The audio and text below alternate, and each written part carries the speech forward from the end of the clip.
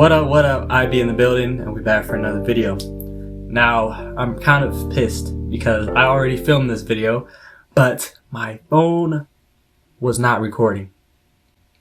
I think what I'm gonna do is I'm gonna start filming these videos with the face cam, because I film it on my iPhone, and you know how iPhone does it when you do face cam, it kind of like flips everything about your face. That's why I like doing the rear camera, but I hit record and apparently I didn't, so I didn't know I was recording. I didn't know I wasn't recording for the past hour, and I filmed everything from my intro to the video itself to the outro. Flipped my camera phone over, saw that I wasn't recording the entire time, so I'm kind of pissed. But you know what? Let's do it again. Maybe I can do this video a bit better, a bit quicker, a bit more efficient. But yeah, without further ado, let's get started. So yeah, today's video is another team breakdown video. The past two team breakdowns, my first two team breakdowns, were the Atlanta Hawks and Chicago Bulls. Two mediocre to subpar to, let's face it, they're trash teams in the East, so I wanted to bounce out west to another non-playoff team, and I decided to go with a team that was not trash actually, and actually was kind of competing for a playoff spot, and one of the more exciting teams in the entire league, the New Orleans Pelicans. So the team state of the New Orleans Pelicans, they are 28-26 from when the suspension happened, and that put them at 10th in the Western Conference. The Pelicans are a younger team. They have a lot of younger players that they got either through the draft or through a blockbuster trade, and they have a bunch of veterans sprinkled here and there around that young core, and kind of a borderline star around or playing with that young core. So without further ado, let's dive into the core players of the New Orleans Pelicans. And I would be mistaken if I didn't start with the #1 pick of last year's draft, the high-flying, physically imposing Zion Williamson. So this year, Zion Williamson in 19 games played averaged 23.6 points per game, 6.8 rebounds, 2.2 assists on 58.9% from the field, 46.2% from three, which sounds crazy for Zion Williamson, but it was just 7 3-pointers attempted per game, 0.7 3-point attempts per game. Now the strengths with Zion Williamson are obvious. He is an athletic freak of nature. I've never seen anything like him in like my very own eyes. I know he's been compared to Charles Barkley, Blake Griffin for like their sheer size and broad shoulders and roundness, and Sean Kemp for being a high-flying power forward, but it's kind of like a mixture of those three combined, because the man is 6'7", 285 pounds, and can jump out the gym at that size. He can outjump anybody in the gym at any given night, and his strength is unmatched by anybody in the entire NBA. I think there's only two players that might be stronger than him, and they're the two players that I think are the only two players that are heavier than him in the entire NBA, in Boban, who's 7'3", and Drummond, who's a 7-footer. But Zion is 285 pounds at 6'7". He can use that strength to finish through anybody, through any amount of contact, and finish through multiple players at the same time. And he can use his jumping ability to finish over anybody, including centers. That size, strength, and athleticism allows him to like terrorize the offensive glass. And he uses that size, strength, and sheer athleticism to basically get all of his 23 points a game through the flow of the offense. There's not a lot of plays that the Pelicans have to run for this man, because he gets a lot of his points off lob attempts, drop-off passes, fast break, and putbacks. That's an efficient as hell 23 points a game. And when he does have to create his own offense, he does it mostly through the post, and he's able to use a lot of it. He's just using his sheer size and athleticism to score in the post, but he's able to use a post spin or a drop step to get to his left hand and finish efficiently too. He's also a solid enough playmaker who's able to spot the open man when he's there. We saw in that San Antonio Spurs game when his shot wasn't all the way there, his size and athleticism wasn't allowing him to finish at the rim as we've seen that he's been able to do in college, and later in his NBA career. He wasn't able to do it against the Spurs that night, but we saw that he was able to spot Ingram in transition on a cut for an open layup. We saw that he was able to spot Edoan Moore in the corner for a corner three. So the playmaking is pretty solid for a power forward, and it seems like he has pretty decent vision. He's also a great weak side help defender, and he swats shots like 4 feet into the stands. His size and athleticism allows him to be that weak side help defender, and his jumping ability makes it hard for any shot that he's ready for. It makes it hard for any player to get their shot over him. Also, a big thing, he doesn't suffer from Ben Simmons syndrome. Like in that Spurs game where he shot 4 threes and he made all 4. He's not going to make all 4 threes every game, but we've seen that when defenses leave him open and say, no matter what, we're not letting you in the paint, you can have an open 3 all you want. He's shown that he's not afraid to take the shot, and that's something that Ben Simmons doesn't do. Zion, he's not the best 3-point shooter. That 46.2% from 3 or whatever it was, it's pretty deceiving because he made all 4 of his shots in that Spurs game. But yeah, he's shown that he's not afraid to take an open 3. Going to weaknesses into Zion Williamson, the man is a god. He's a demigod, but he does have his weakness. He is a bit inconsistent from outside sometimes. Even though they're giving him like 10 feet to shoot a wide open 3, he still sometimes hesitates before taking the shot and doesn't seem like sure himself that he wants to take the shot right away. He still ends up taking it, but it's not natural, you feel me? And his form can be it can use a little bit of work. It's kind of robotic. He kind of does like a set shot. It's not natural. So the shot doctors for New Orleans, they really helped Lonzo's shot, and they made Ingram shoot a lot better from 3. They probably can do the same for Zion. He can become a bit more savvy in the post. Instead of always using his sheer athleticism, he can add some more up fakes, pump fakes, improve his footwork a bit instead of just always using his size and speed in the post. And when he did have to defend on the perimeter this year, more often than not, the man got burned. Partly because of his injury, he's still coming off and trying to get back to playing shape, but yeah, it seemed like his lateral quickness was a bit lacking.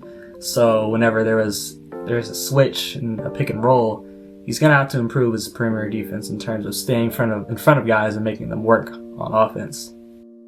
And then there are question marks around his health and his conditioning. Is he gonna be healthy enough to ever play at least 70 games in a season? And conditioning wise, is he gonna be able to play 32 minutes a night on any given night? Will he ever be able to do that? We'll have to see. And will he always be a health risk at that weight and the playing style that he employs? Is he always going to be a health risk to his own self? And in terms of shot creation, he's not really your typical perimeter shot creator that can get you a bucket whenever you need it.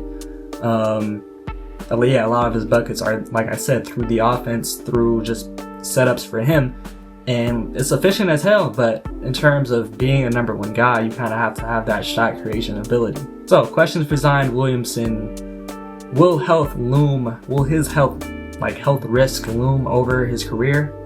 We'll have to figure that out. The medical staff for Pelicans are going to be hard at work because that man is a prized possession. Will he have to lose some weight in order to maybe increase his health in terms of his ability to play more in a game and to play more games in general? Also, what position is he going to be playing for most of his career? Because he came in the league as power forward, an undersized power forward already at 6'7", 6'6". But a lot of lineups that the Pelicans threw out there had a lot of Zion playing center, going toe-to-toe with other centers in the league. So it'll be interesting to see what position he'll be playing most of his career. Because I know the Pelicans love to have this lineup of Nico Melli and Zion Williamson. So having a shooting power forward while Zion plays center is probably going to be the best for the offense, because Zion Williamson still managed to get a lot of offensive boards over 7-foot centers. But in terms of defense, is he going to be able to guard like low post bigs that are 7 foot like Cat, Embiid, and Jokic? And if he does play his natural position at center, the Pelicans are going to have to go out and get a center that can spread the floor so that Zion can thrive in the paint where he is the most efficient. Also, what is his ceiling? Is his ceiling Blake Griffin? Blake Griffin, another number 1 pick, power forward, high flyer. But in his time playing with CP3, he was never really the number 1 option. And I view a number 1 option as a guy that you can just throw the ball to with 10 seconds left, game's tied in the 4th, and you need a shot. Blake Griffin was never really that, and that was kind of Chris Paul. That was Chris Paul's job. He was the guy that could give you a bucket at any given time. So what I'm getting at is Zion's potential, the number 2 guy that's never going to be really that go-to guy to get himself a bucket. Is his ceiling Blake Griffin, or is his ceiling Charles Barkley, who was an MVP candidate because of his scoring ability? The next guy to break down is Brandon Ingram. Now, Brandon Ingram is a personal favorite of mine because, first of all, he came from the Lakers, and I've always been a Brandon Ingram fan. Maybe because we're both scrawny as hell, but I really liked him on the Lakers. He showed promise, and I was, when your team drafts players, they automatically become a part of your heart.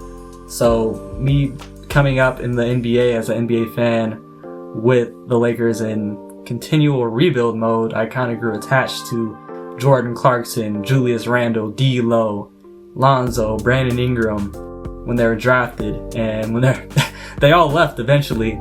So, but like I said, when they left, I always wanted to monitor their careers because, they were a part of me. So breaking down Brandon Ingram, just know that this is the guy that's endeared to my heart. Brandon Ingram this season averaged 24.3 points per game, 6.3 rebounds, 4.3 assists on 46.6% from the field, 38.7 from 3, and 85.8 from the free throw line. Now his strengths. That man has a wingspan. He is long as hell. Slender man, extendo man. Numerous nicknames surrounding his length. But yeah, the man is long as hell. And that being tall and lengthy in the NBA, it can only help you. And that helps Brandon Ingram do a lot of what he does. A 6'9" shot creator. They list him at 6'7". That man is at least 6'8". He suffers from that Kevin Durant listed height syndrome. But being 6'8" affords him to shoot over a lot of people in terms of late closeouts on threes, or dribble pull-ups in the mid-range off a pick and roll, or in the triple threat isolation pull-up over those type thing. His length allows him to do all that, so his length just amplifies his shot creation ability. But like I said, he improved his shot creation from his Lakers days to his Pelicans days. He came in the league touted as the next Kevin Durant because of the shot creation potential that he showed in Duke, and he didn't really show that in LA, but now he's showing that in New Orleans in tenfold. He shot 38.9% from 10 to 16 feet and 43.7% from 16 to the 3-point line, which is basically your long twos, and 14.1% of his attempts come from that long two range. And the fact that he's shooting 43.7% from the long twos, it's a pretty good percentage from there compared to the rest of the league. He's also improved his 3-point shot. He's shooting 38% on threes on a high volume of threes taken. Again, gotta credit New Orleans training staff for that. And though he may not look it, he still looks scrawny as hell. But he is stronger. Trust me, he is stronger. He is finishing through contact a lot more this season in terms of posterizing dunks and just and ones, contact layups. He's added that a lot towards his game this season with the Pelicans. He kind of added that a lot with the Lakers towards the end of last year when LeBron was injured. Brandon Ingram was the number 1 guy, and he was dropping like 28 a game. So he showed promise there, and then he got the blood clots thing, and then he got traded, and now he's just establishing himself as that go-to scoring option at all 3 levels, 3-point, mid-range, and inside. And I will say his handle has gotten a lot tighter from when he came into the league as a rookie to where he is at now.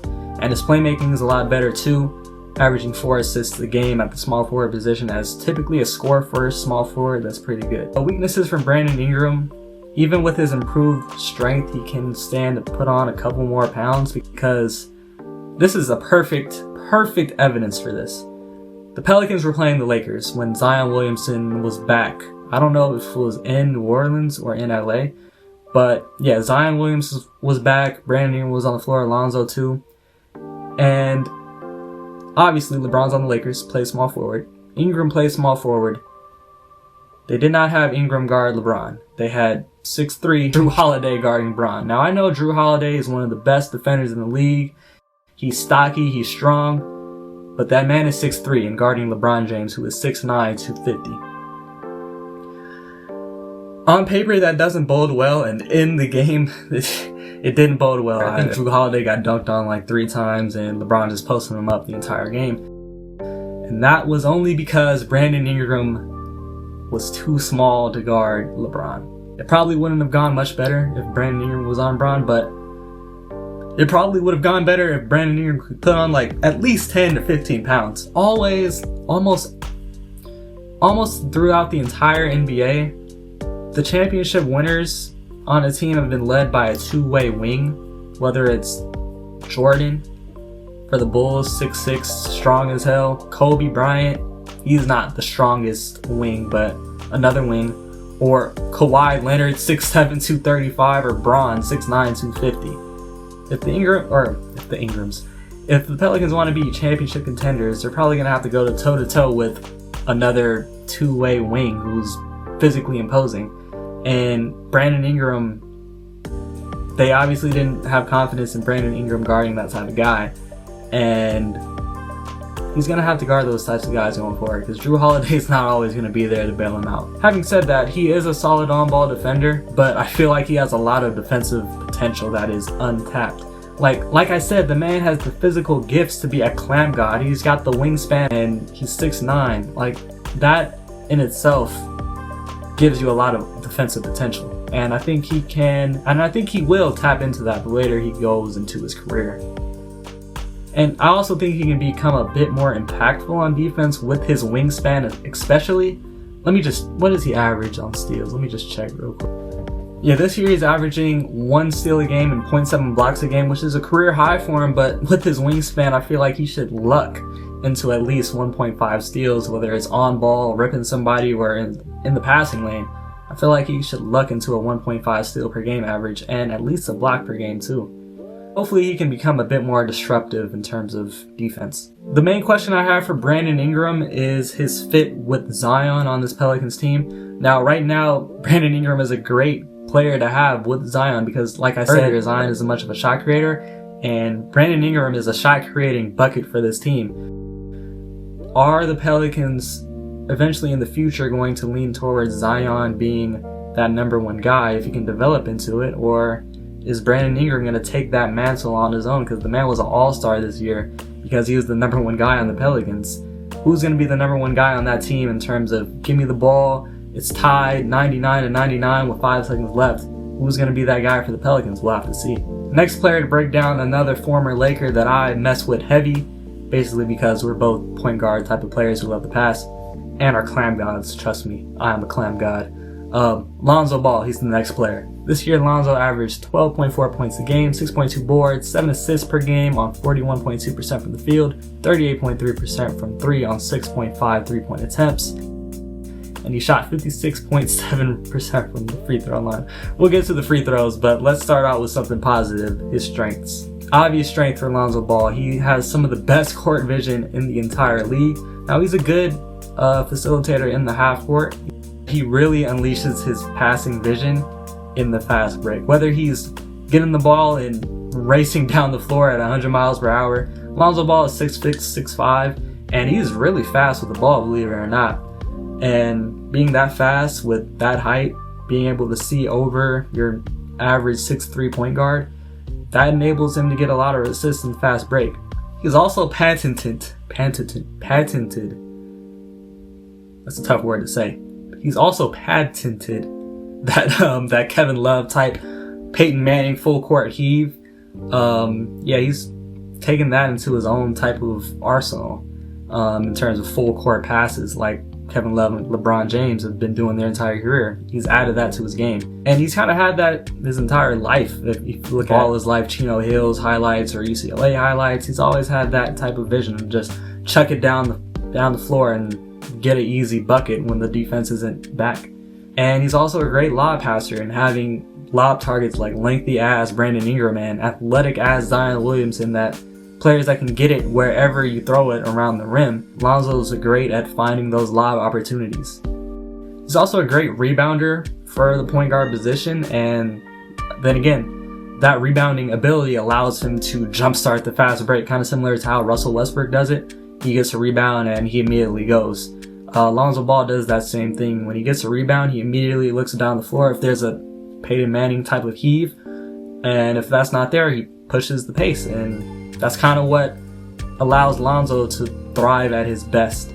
Also, Lonzo is a great on-ball defender. Coming out of UCLA, he wasn't really touted as much of an on-ball defender, but he's really developed into that. He showed that in the second year with the Lakers, and he's doubled on that now with the Pelicans. He's one of the best on-ball defenders in the league, especially at the point guard position. And I think he's an equally, if not better, off-ball defender. He's shown the ability to get a lot of timely passing lane steals, and another thing that enhances his fast break ability, because if you get steals in the passing lane, you already get a jump start in terms of running towards the opposite rim. So yeah, off-ball steals allows Lonzo to be a very timely, kind of smart, anticipatory off-ball defender. He's also got his fair share of weak side, backside blocks when the player taking the layup isn't looking, mainly because he's athletic and has long arms as well. He's a good, if not great, three-point shooter. Now, that may seem impossible to say if this was 2017 in the NBA season with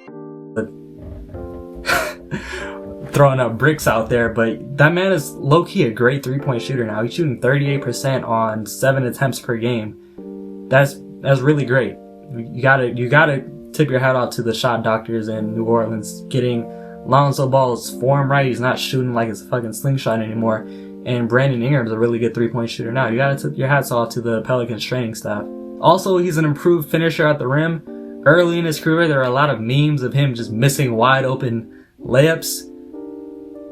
Though, that does happen a couple times this year, but compared to last year, that it has not been happening as much. From 0 to 3 feet in his rookie year, Lonzo shot 49% from the field. In his second year, he improved to 59%, and this year with Pelicans, he's at 61%. He's improved his finishing ability at the rim every year. Now we'll dive into weaknesses, which is probably why all the Lonzo haters clicked onto this video. Shot creation. He's not much of a natural shot creator in the half court in terms of getting his own shot. He's shown signs that he can get to the rim and finish off of his own shot creation ability, and he's hit the occasional step back three, mainly going to his left. But other than that, he basically has no mid-range game. And kind of going along with the shot creation, another thing that he's been criticized for is basically his entire NBA career is his aggression, in terms of him wanting to get his own shot instead of just looking to pass whenever he gets inside at the rim. Looking to pass, he's got to look more to finish for his own self instead of setting somebody up or just passing because he doesn't want to go up with a shot. And that can be seen with his free throw attempts. The man averages 1.2 free throw attempts a game, and also the amount of attempts, the percent of his entire attempts that come at the rim. Only 21.3% of his field goal attempts come from 0 to 3 feet. Obviously, another weakness of his game is his free throw shooting, which probably explains why he's afraid to go to the rim and attempts only 1.2 free throws a game. He's probably afraid to go to the line because he's shooting 59% from the line. I'm sorry, he's shooting 57% from the line. I gave him too much credit. Now, he has improved. In the past 2 years, he shot 45 and 41% from the line, and this year he's improved to 56, which is kind of sad to shoot 56% from the line and that be an improvement, but hey, it's an improvement. Lonzo's been improving every year of his career. Hopefully that can continue, especially at the free throw line, because 57% is unacceptable for a point guard. Moving on to the veteran of this team, kind of the veteran borderline star of this team, Jrue Holiday. This year, Jrue Holiday has averaged 19.6 points per game, 6.9 assists, 4.9 rebounds on 45.2% from the field, 35.7% from 3, and 1.7 steals per game, and 0.8 blocks per game. Now, strengths of Jrue Holiday. The man is a clamp god. This is not hyperbole when I say he's like one of the best perimeter defenders in the league, not just at point guard, not just at shooting guard, not just at small forward. He is definitively one of the best perimeter defenders in the entire league. We saw his ability to shut down Damian Lillard in that playoff series 2 years ago? 2 or 3 years ago, but the man shut down Damian Lillard. Obviously, Alvin Gentry views Holiday that highly enough to put 6'3" Jrue Holiday on LeBron James, but because Jrue Holiday is strong as hell for being 6'3", Jrue Holiday guards a lot of small forwards because he's so strong and he's shown the ability to guard most of them. Just not named LeBron James. And he's also really disruptive, getting 1.7 steals per game and 0.8 blocks per game as a 6'3" shooting guard. He's a solid playmaker, getting 7 assists a game. He is a good, low-key, great finisher at the rim. shooting 63% at the rim. He's a solid shooter, shooting 36% from the line, the three-point line. Basically, he is a solid all-around player. Like, there's not many.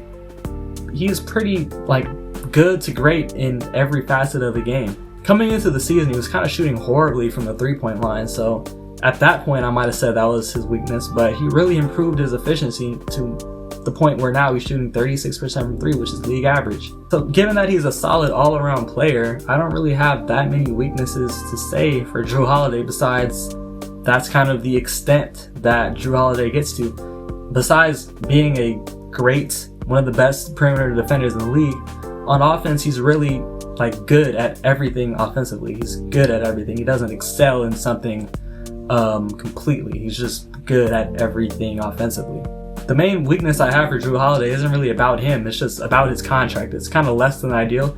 He's making $27 million per year for the next 2 years, and he has a player option for that last year. So for some questions that I have about Jrue Holiday on this team, where does the team view him? Mainly the general manager, David Griffin. What does he view him as? Does he view him as a long-term veteran that can mentor Lonzo Ball, Ingram, and Zion as they grow into future stars, hopefully superstars? Can he be a mentor for those three players? Or do they envision him as a trade piece that might be able to get him more, or get them more trade assets or young assets that can be used down the line for maybe they become young players on that team, or they're just more assets, similar how they used AD to get more assets like hella picks and hella young players outside of that Ingram and Lonzo. They got Josh Hart in that deal, who might be a young asset for that team going down the line in a trade. Will they view Jrue Holiday as the same thing? Because eventually, every year this happens at the trade deadline. Team gets desperate. They kind of want to make a win now move to add a Jrue Holiday type of player that can put that team over the top. That happens every year. And maybe in the next 2 years, that team comes to fruition again, and they want Jrue Holiday, and they're willing to sell off a lot of future firsts or a young player for him. We'll see. If it were me, as the general manager, I would really want to have Jrue Holiday as a long-term mentor for this team, because the man is nice as hell right now, and he's only 29. He's in the prime of his career. He's nice, and I think he's a really good veteran mentor, locker room guy to have next to Brandon Ingram, Zion Williamson, and Lonzo Ball. Especially Lonzo Ball, given that they're both defensive guards, playmaking guards, both went to UCLA. I feel like he's a great mentor for Lonzo Ball, and a great mentor in general for that entire young Pelicans team. Also, it comes down to, will Jrue Holiday view himself as a long-term mentor for this team? Because you gotta take into consideration that he is starting to get older in his NBA career, and he hasn't really had that much postseason success. He might kind of be craving that, because all these stars in the NBA eventually want to have some postseason success, hopefully eventually leading into a championship, and Holiday really hasn't tasted that at all. He might really want to, go after that, go chase that somewhere else. And if it were me, I would try to do whatever I could to keep Holiday on this Pelicans team so he could help the young core grow. In terms of direction, the Pelicans are not rebuilding. After that 13-game losing streak they had in December, they went 22-14 since that 13-game losing streak, and that led them to basically competing for an 8 seed in an already competitive Western Conference. And they were particularly inspired when Zion Williamson came back. So given that they were fighting for an 8 seed in a competitive, strong Western Conference, they are definitely not rebuilding.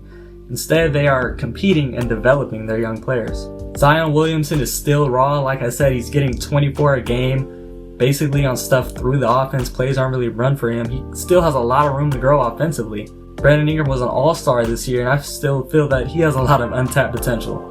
And Lonzo Ball has been improving his entire career. Who's to say that he's going to stop now? They also have more young players to develop, like Jackson Hayes, Josh Hart, and Nickeil Alexander-Walker. And around those young players, they have solid vets like Derek Favors and JJ Redick. And of course, the star veteran Jrue Holiday. So, how do the Pelicans move forward? They have to continue the development of their young core, skill-wise, physically-wise, health-wise, particularly with Zion Williamson, and chemistry-wise, growing that chemistry between the young players that they envision as a long-term future. The big three of this team: Lonzo, Brandon Ingram, and Zion Williamson. Now, B.I. and Lonzo already have a shared chemistry dating back to their Laker days, and it seems like the young core, adding Zion Williamson along, it seems like they really vibe with each other too.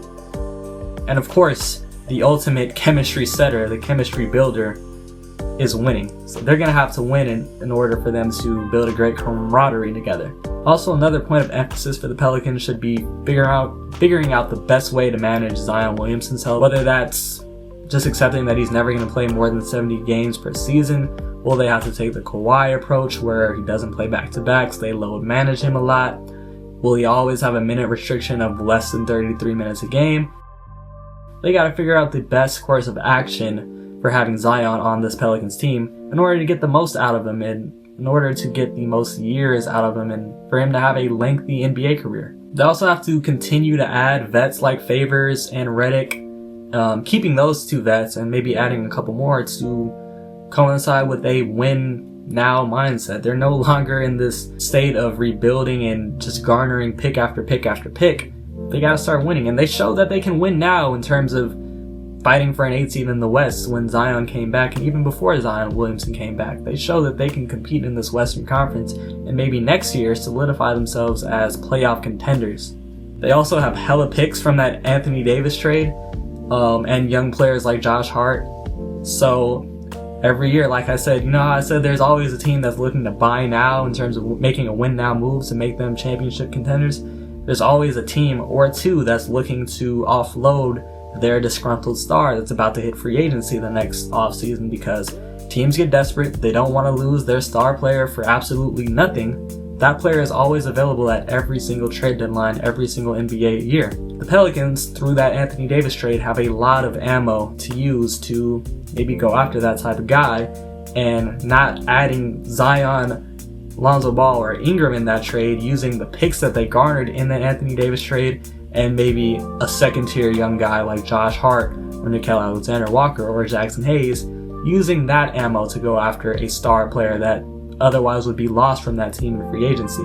And also, like I said, if it were me, I would try to have Holiday help the young core grow and try to convince Holiday that he doesn't have to go and chase a championship somewhere else.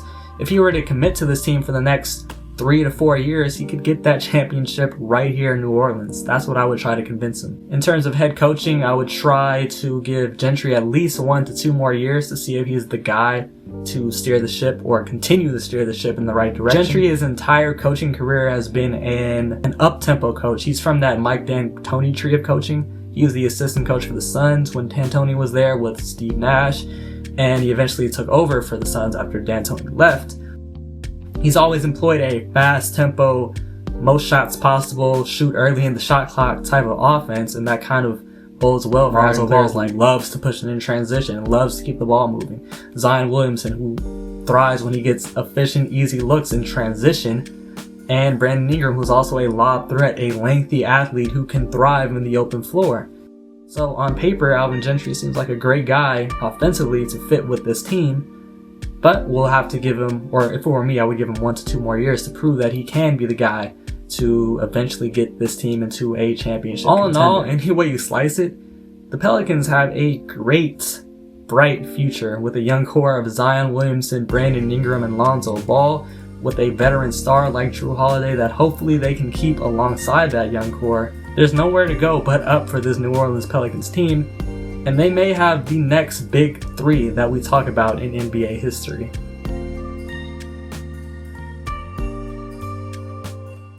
Other than that, I hope you enjoyed the video. If you did, leave a like. Thanks for watching.